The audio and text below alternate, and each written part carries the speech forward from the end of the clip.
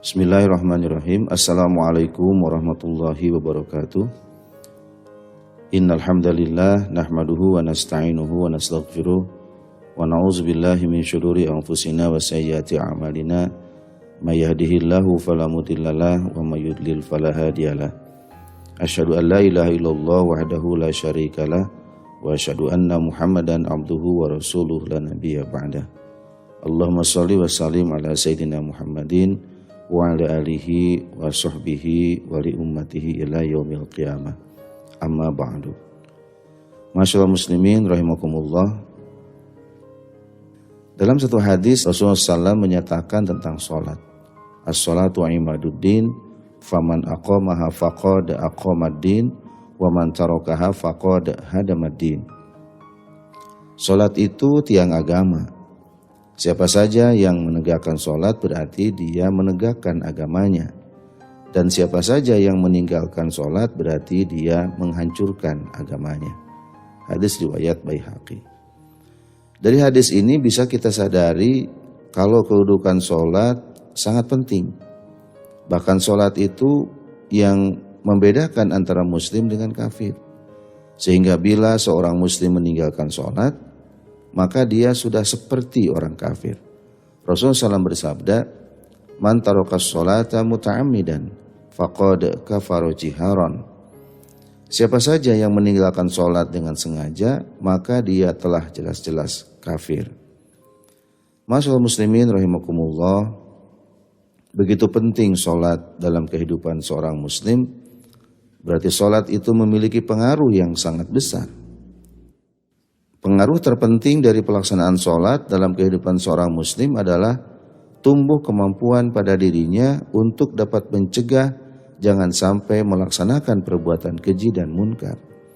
Ini berarti bila seorang muslim telah menegakkan sholat, niscaya dia mampu mencegah dirinya dari segala bentuk yang keji atau hal-hal yang sifatnya pelanggaran dalam masalah maksiat dan kemungkaran.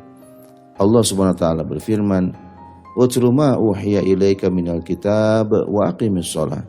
Innas sholata tanha 'anil fahsya'i wal munkar." Bacalah apa yang telah diwahyukan kepadamu, yaitu Alkitab, yakni Al-Qur'an, dan dirikanlah sholat. Sesungguhnya sholat itu mencegah dari perbuatan-perbuatan yang keji dan munkar. Quran surat Al-Ankabut ayat 45.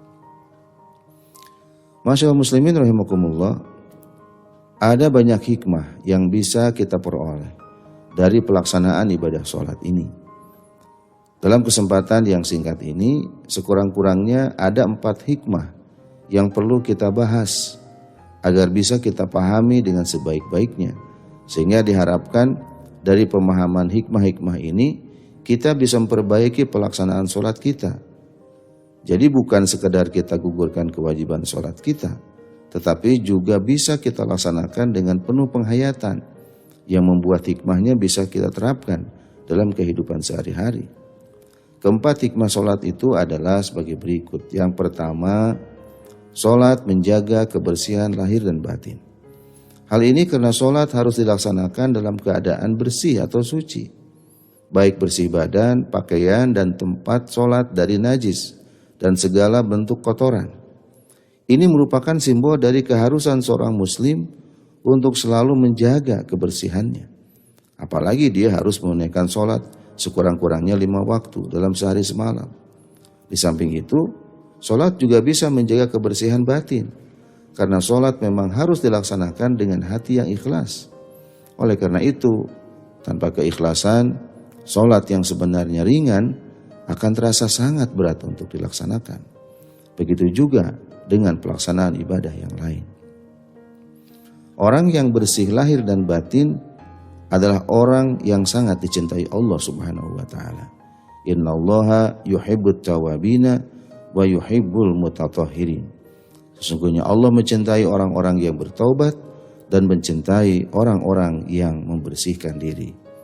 Quran surat Al-Baqarah ayat 222. Kedua, sholat membuat seorang muslim terdidik untuk selalu merasa diawasi oleh Allah Subhanahu wa taala. Hal ini karena dalam sholat pelaksanaannya harus dilakukan dengan kesadaran sendiri. Tidak ada yang mengawasinya kecuali Allah Subhanahu wa taala. Ketika seseorang akan melaksanakan sholat misalnya, maka dia harus berwudu meskipun tidak ada orang yang mengawasi atau memerintahkannya. Begitu juga misalnya ketika seseorang yang pulang terlalu malam tetapi dia belum sholat isya, maka meskipun dia sendirian, dia tetap harus berwudu untuk sholat. Kemudian sholatnya pun tidak berani dia kurangi jumlah rakaatnya, meskipun dia hanya sholat sendirian dan tidak ada orang yang mengetahuinya. Tetapi karena dia ingin sah dalam pelaksanaan sholatnya dan dia merasa diawasi langsung oleh Allah Subhanahu wa taala, tidak ada sedikit pun yang berani diabaikan dalam pelaksanaan sholat karena dia memang merasa diawasi oleh Allah. Hal inilah oleh Rasulullah SAW disebutkan sebagai sikap hidup al-ihsan, sebagaimana sabdanya, al-ihsanu an ta'budallah ka'annaka tarah fa illam takun tarah fa innahu yaraka.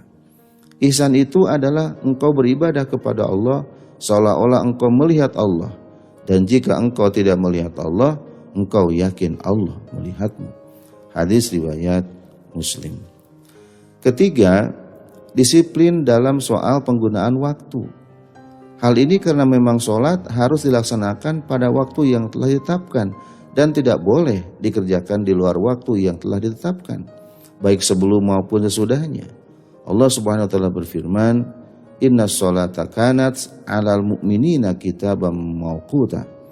Sesungguhnya sholat itu adalah fardu yang telah ditentukan waktu-waktunya atas orang-orang yang beriman. Quran Surat An-Nisa ayat 103. Ketika seorang muslim telah menunaikan sholat dengan baik, tentu dia akan menjadi manusia yang memiliki penghargaan kepada waktu sehingga dia tidak suka menyia-nyiakannya. Apalagi waktu memang sangat berharga dan bila sudah lewat tidak mungkin bisa kembali lagi. Itu sebabnya begitu banyak orang yang menyesal dan mengalami kerugian yang sangat besar karena tidak memanfaatkan waktu yang telah Allah berikan dengan sebaik-baiknya. Allah Subhanahu wa taala telah mengingatkan masalah ini dalam firman-Nya, "Wal 'ashri innal insana lafi khusrin illa alladziina aamanu wa 'amilus shalihati wa tawassaw bil haqqi wa tawassaw bis sabri." Demi masa, sesungguhnya manusia itu benar-benar berada dalam kerugian, kecuali orang-orang yang beriman dan mengerjakan amal soleh dan nasihat menasihati supaya menaati kebenaran dan nasihat menasihati supaya menetapi kesabaran. Quran Surat Al-Asr. Ma'asyiral muslimin rahimakumullah, yang keempat, memiliki semangat berjamaah. Hal ini karena sholat yang 5 waktu sangat dianjurkan untuk dilaksanakan secara berjamaah. Ketika sholat berjamaah telah ditunaikan, semestinya telah tumbuh pada diri kaum muslimin semangat berjamaah. Terwujudnya semangat berjamaah dalam kehidupan kaum muslimin akan membuat potensi kaum muslimin menjadi satu kekuatan yang akan dimiliki oleh kaum muslimin secara keseluruhan. Perlu kita ingat bahwa musuh-musuh Islam atau mereka yang tidak suka melihat kemajuan umat Islam sangat tidak menginginkan terwujudnya semangat berjamaah ini. Maka yang mereka lakukan adalah memecah belah kaum muslimin, sehingga tetap saja pada jiwa kaum muslimin masih begitu lemah semangatnya dalam berjamaah. Oleh karena itu, sholat berjamaah harus kita galakkan kembali sebagaimana pada masa Rasulullah SAW. Para sahabat begitu bersemangat dan berdisiplin dalam melaksanakan sholat berjamaah. Bahkan orang seperti Abdullah bin Umi Maktum saja yang matanya buta selalu datang ke masjid untuk sholat berjamaah. Dan bila ada sahabat yang tidak disiplin dalam sholat berjamaah, Rasulullah SAW tidak segan-segan menanyakan hal itu dan menegurnya. Masyaallah muslimin rahimakumullah, dengan demikian mengingat begitu penting sholat dalam kehidupan seorang muslim, menjadi sangat wajar kalau perintah sholat itu langsung disampaikan oleh Allah Subhanahu wa taala kepada Nabi Muhammad SAW melalui suatu peristiwa akbar yang disebut dengan Isra Mi'raj. Dan pantaslah kalau kita mengatakan sangat aneh kalau ada di antara kaum muslimin yang masih suka meninggalkan sholat. Sementara tidak pantas rasanya seorang muslim yang melakukan sholat tetapi tidak mampu memperlihatkan hasil-hasilnya dalam kehidupan sesudah sholat dilaksanakan. Masyaallah muslimin rahimakumullah, demikian yang dapat disampaikan. Mohon maaf atas segala kesalahan. Terima kasih atas segala perhatian. Hadanallahu wa iyyakum ajma'in. Wassalamualaikum warahmatullahi wabarakatuh.